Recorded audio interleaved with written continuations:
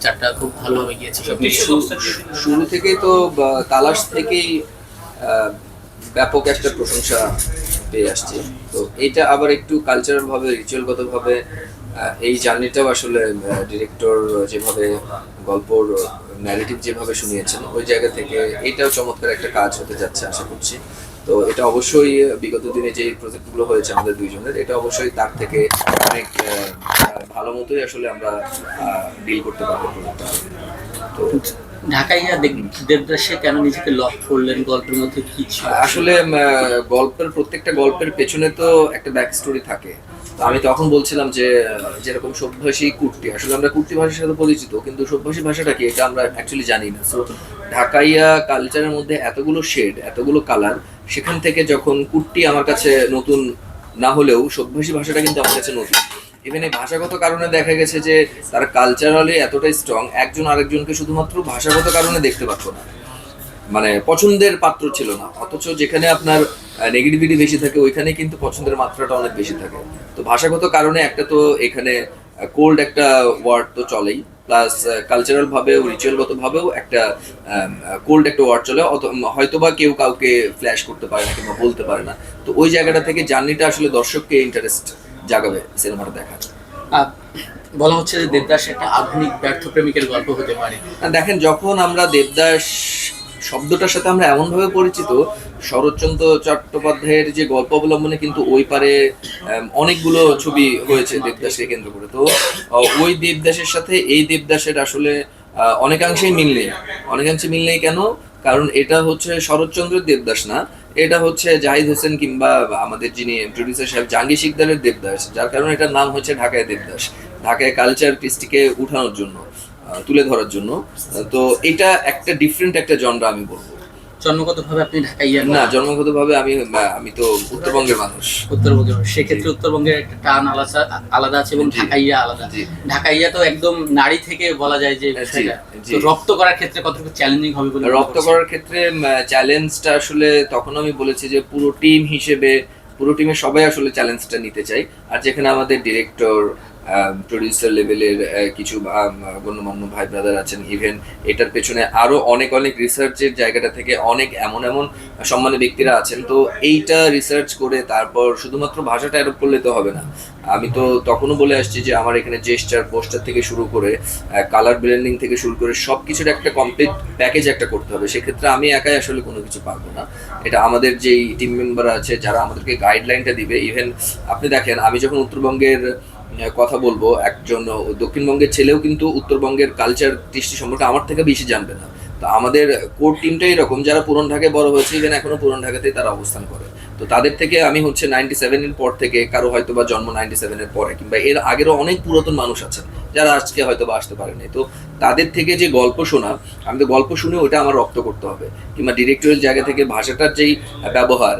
তো সেখান থেকেও আমাদের টিমের পেছনে আরো আমার মনে হয় যে পুরো ঢাকাইয়া সম্প্রদায় সবাই আছে, যারা এখন মানে পুরান ঢাকার অ্যাকচুয়ালি যারা বাসিন্দা, এরা সবাই আছে। ইভেন এনাদের সাথে আমাদের কোর টিমের বিশেষ করে ডিরেক্টর, প্রডিউসার থেকে শুরু করে ভাই ব্রাদার থেকে শুরু করে তাদের অনেকেই আসলে এইটার মানে যখনই শুনেছে তারা যে ঢাকায় দেবদাস, ঢাকায় কৃষ্টি কালচার নিয়ে ছবি হচ্ছে, তো তারাই আসলে মোর দেন এক্সাইটেড আমার থেকে। উত্তরবঙ্গের এখন আমি বগুড়ার যদি কথা বলি, গল্পের মধ্যে ওই রকমই কিছু আছে যেটা মানুষ দেখতে চায়।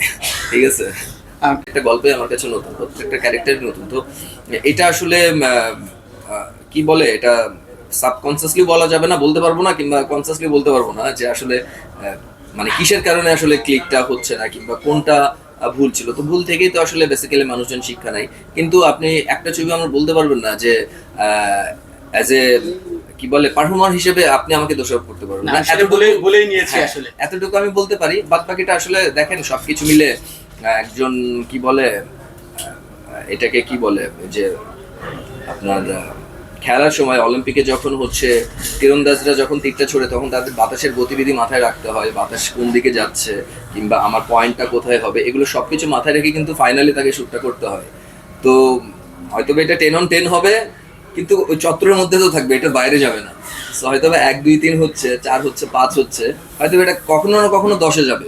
হয়তো বাতাসের গতিবিধির সাথে এখানে আমি অনেক কিছু নিতে পারি, সিনেমার জায়গাটা থেকে তুলনা করতে পারি।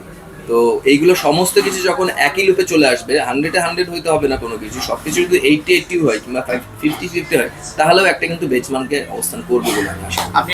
এই যে একটা ঢাকায় দেবদাস কিংবা কিছুদিন আগেও একটা ছবি শুটিং করলাম, আশা করি যে আরো কিছু ছবির আপনাদেরকে আসলে সারপ্রাইজলি ঘোষণা কিংবা বলতে পারবো। তো এটাই হচ্ছে পালক, কিংবা এটাই হচ্ছে একটা কিছু যুক্ত হওয়া, আমি এটা বলবো। কারণ আজকে যখন আমি যদি খারাপ করতাম তাহলে আমাকে নিয়ে ভাই কেউ চিন্তা করতাম হয়তোবা।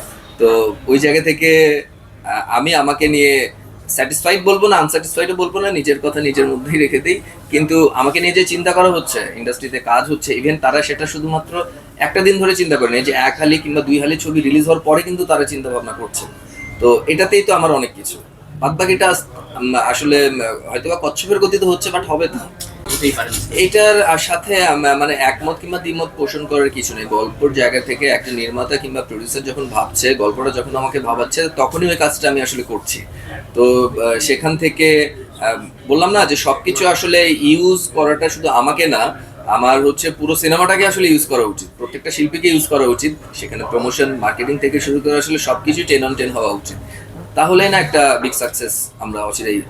এবার যদি এটা তালাশ থেকেই হচ্ছে, আমরা যখন প্রফেশনালি কাজ করছি, আমরা তো সবাই এখানে প্রফেশনাল, সেখান থেকে আসলে আমরা বিন্দু পরিমাণ ছাড় দিয়ে ক্যারেক্টারটা বিশ্বাস না করে আমরা করি না।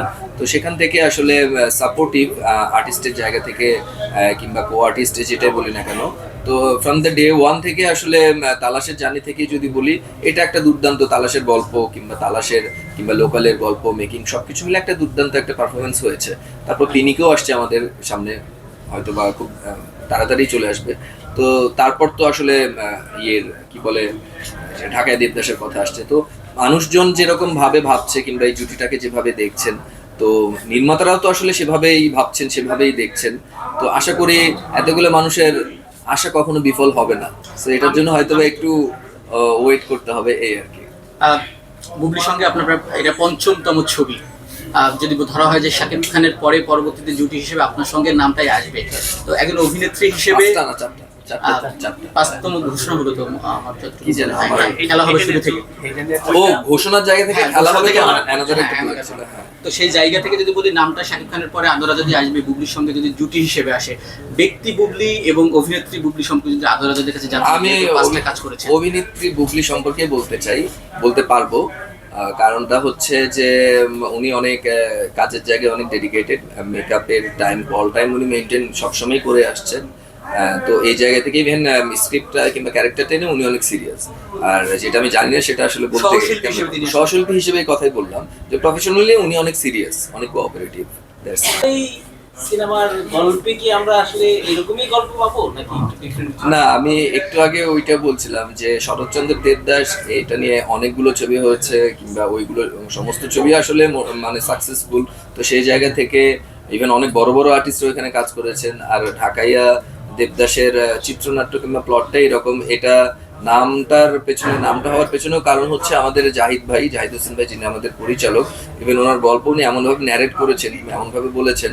তো এটা এই যে নামের মধ্যে একটা হয়তো একটা ছন্দ আমরা পাচ্ছি যে দেবদাস, মানে আমরা ওই দেবদাসটাকে পাবো কিনা, এটা মোটেও ওই রকম কোনো কিছু না। এটা ঢাকায় দেবদাস মানে জাহিদ হোসেন ইভেন জাহাঙ্গীর শিকদারের দেবদাস।